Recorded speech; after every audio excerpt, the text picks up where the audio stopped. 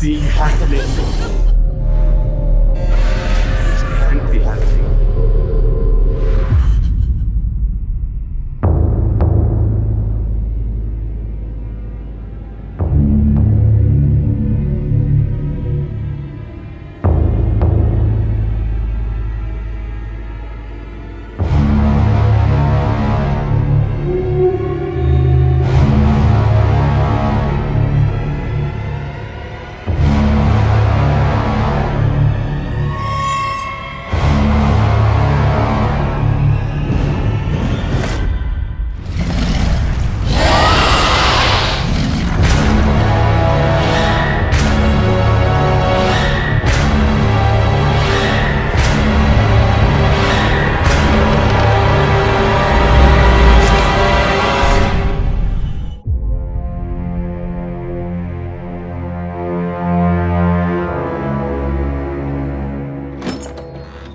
You called, Mistress? Please. Mistress is for the regular staff. To you, my dear, I am Erzabet. You and I need to talk.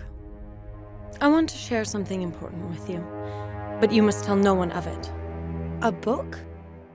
No one knows what it really is. Some say it contains the secrets of the universe, perhaps even immortality. Whatever you wish, it can be yours. Touch the words, Clara. Let them speak to you.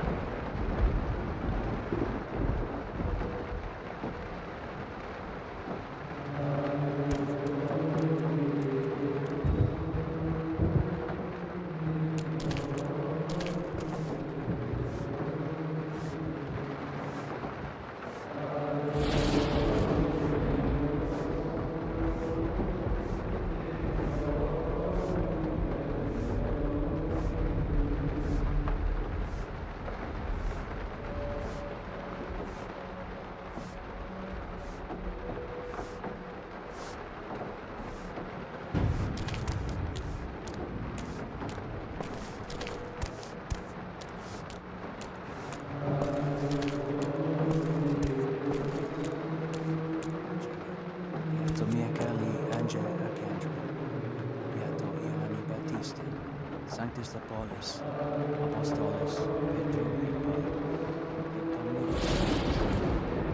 I have an urgent message for His Highness Charlemagne. Do you know where he is? You must be Charlemagne's courier.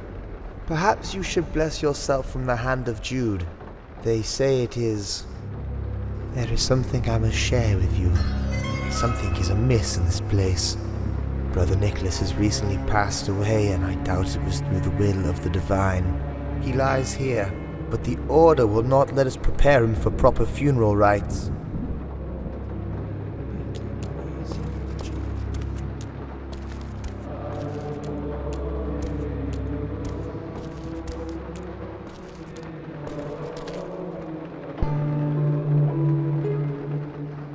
None of these are holy items. What kind of religion is practiced in this church? Are the Order faithful to the Holy Roman Empire?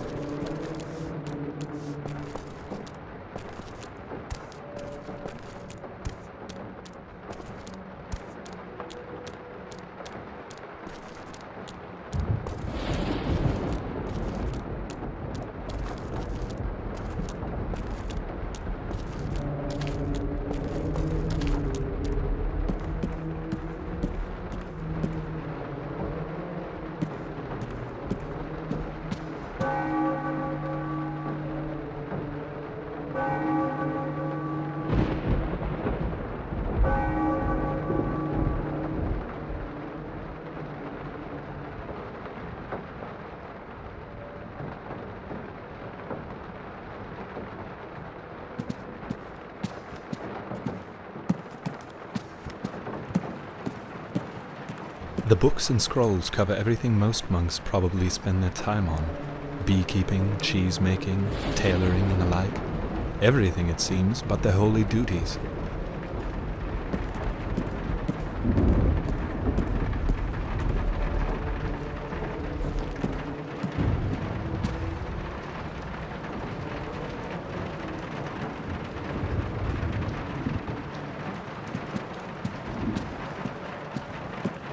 The monks appear to be reproducing scripture, but these texts aren't like any I've seen before.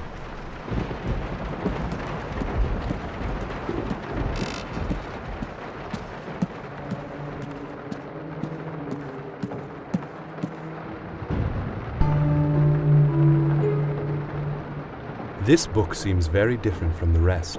It bears the symbol I've seen elsewhere in the church. Surely it must have some significance.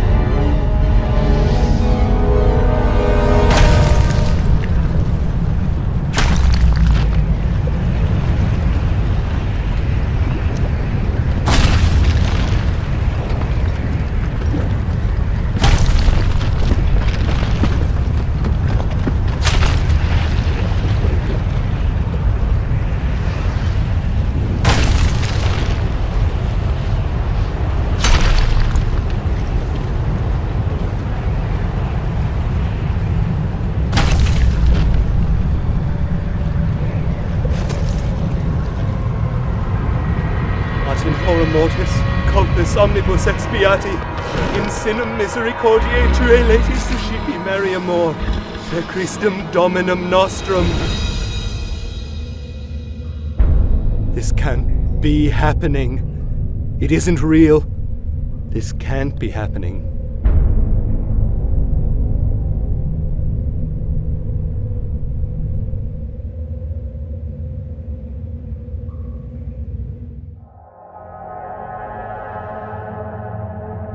What did you see?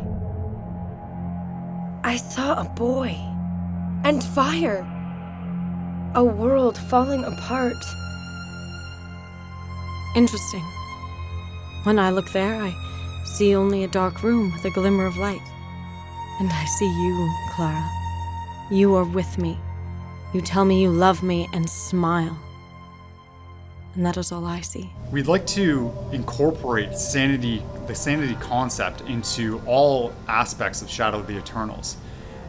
Aesthetic things like whether it's featuring the next generation technology, or whether it's through shape and color and things like that, or purely through utility, where sometimes players want to be insane in order to see that secret door that otherwise they wouldn't be able to see.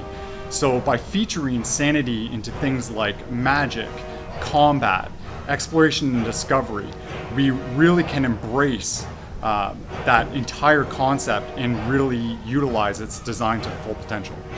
Another example would be, say you enter a room and you see a door on the ceiling, and perhaps if you lose your sanity in that room, the room starts rotating, and before you know it, you're walking on the walls, and you can actually get to that door now. So that really puts a twist on how we can traverse through specific spaces. So here we are inside the CryEngine 3 editor, and this is the software in which we create the world of the game. Right, so what we're going to look at here is we're going to look at some visual aspects. Gio talked about some audio. We can see, there's lots of little markers in the game, and so you can tell that this is the editor that we're playing in. And we're still able to interact even though we have a fairly large area, visible. One of the things we really like about CryEngine is it is highly optimized.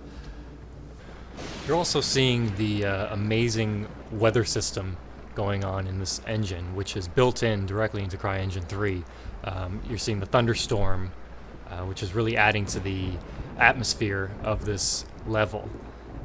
From an audio standpoint, I am attaching what are called sound actors to each time a lightning strike hits, and it's drawing from a sound bank, a randomized container of thunder sounds inside an audio middleware tool called Fmod. And what Fmod does is sort of bridge the gap between the sound designer and the audio programmer. And speaking of the tools that we're using, one of the big things with CryEngine was it is mostly a self-sustaining package. There's really not a lot of middleware. Fmod and Scaleform are the only two extras that are supported, and they do a very specific job. So we really, really like that.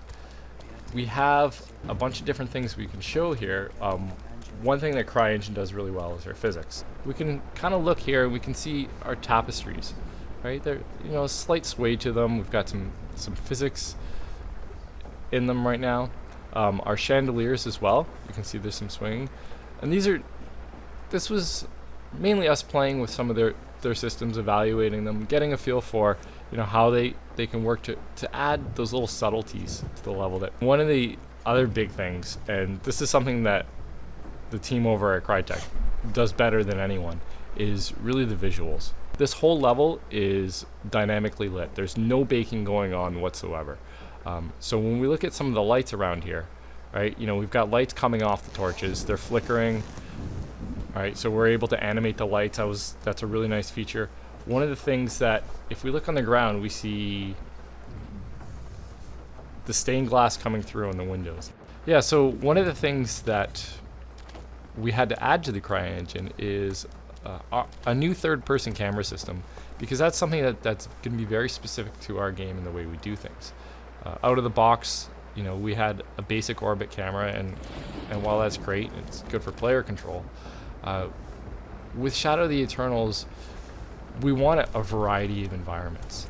So a couple of the design goals that we had were always keep the player in control.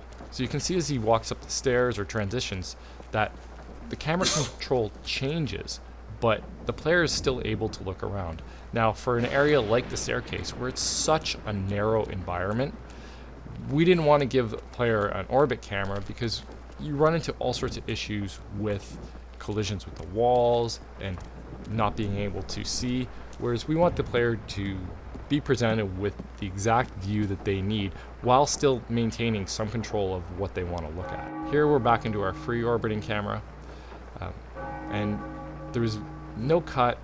In cases where we need to cut, we will, but we're trying to keep it as seamless as possible. Keep player control, but at the same time, use the camera to influence both the mood of the game and to tell the player visual clues. Yeah, you'll notice as we were going up the stairs and into the study that the monk chanting music track became more muffled and muted. So when you're at the top of the cathedral in the study, you don't really hear it as much as you did as when you were in the apse. And that is, I don't expect everybody to really notice that thing, but subconsciously it really adds to the immersion, that interactivity with audio. And that is done with Fmod, and really the possibilities with Fmod are endless. What it does, it allows the sound designer to set parameters for the game engine to read. And these parameters can be anything, such as the state that the player is in, or how many enemies are in the room during an action sequence. And a lot of people might think that as a sound designer, we were moving faders to mix the game, but no, what's really happening is the game engine is reading those parameters and essentially mixing itself, because the game is going to be different every time you play it. It has to be on the fly, adapting to what the player is doing. And Fmod really is very intuitive in doing that.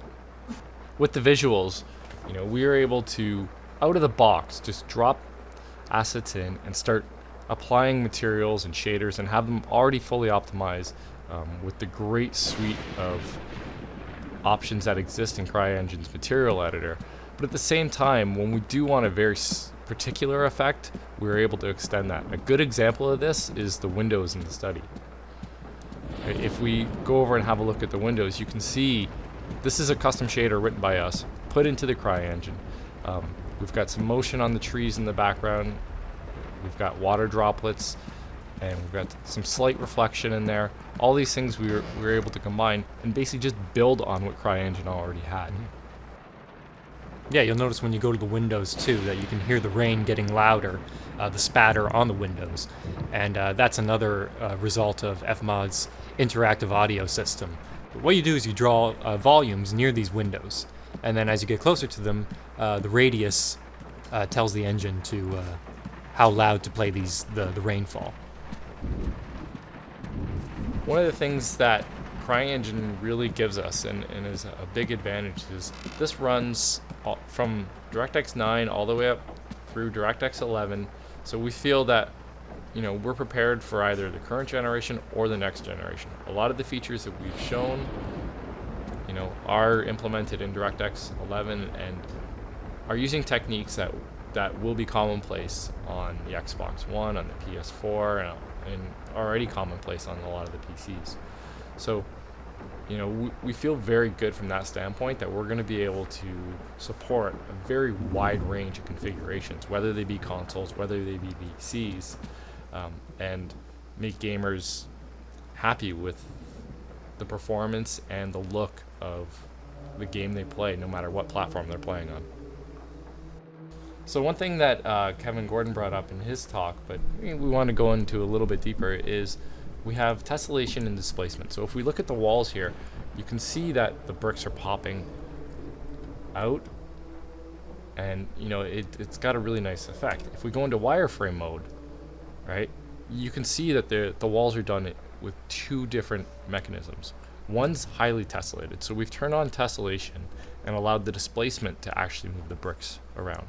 The other one is a technique that the guys over at Crytek have come up with, which is called parallax occlusion mapping, which gives that same effect, but the nice thing is we don't lose the original silhouette. So we can see displacement going on, but we won't get the cracks in the geometry.